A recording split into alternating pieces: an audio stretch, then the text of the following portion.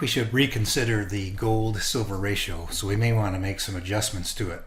Andy Schechtman and others have commented that silver premiums are elevated right now, and perhaps the retail price for silver actually reflects the true price more so than the spot price. So I've taken that concept and ran with it a little bit in my brain, and I think there's some truth to that. So the spot price, if you can't buy at any silver anywhere near the traditional or the historic premium, then perhaps that's not the true price. So I think we should reconsider the gold-silver ratio and how we calculate it. So here's a spreadsheet, a very simple spreadsheet. I went, grabbed, here's the current spot prices today for gold and silver. I picked two products which I thought would be fairly typical. And when you add the premiums, you end up with these numbers. Here's the premium in dollars, and here's the current premium expressed as a percent. So 21% on silver for a kilo bar. That's pretty stiff. That's pretty stiff.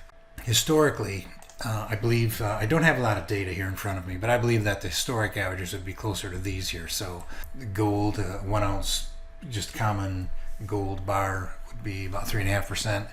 And silver kilo, probably about a 7% premium would be typical. So now let's take a look at the gold and silver ratio.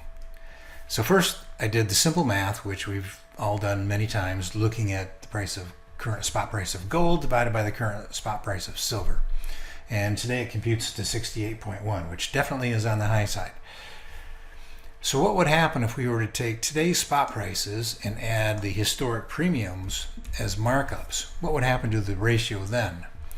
Well, it drops a little bit because silver has the higher premium, but it's still in the same vicinity. It'd be about 65.8, let's call it 66. But now if we just take today's price, what you actually have to pay for it, and calculate that on a per ounce basis, what do we end up with? We end up with a ratio of 58.3. Because of the currently elevated silver premiums, it ends up distorting the gold-silver ratio. I don't think we need to recalculate it all, but during these times of elevated premiums, I personally am actually considering the gold-silver ratio currently to be closer to 58 than to 68. Something to consider, and that's all I have to say about that. Have a great day.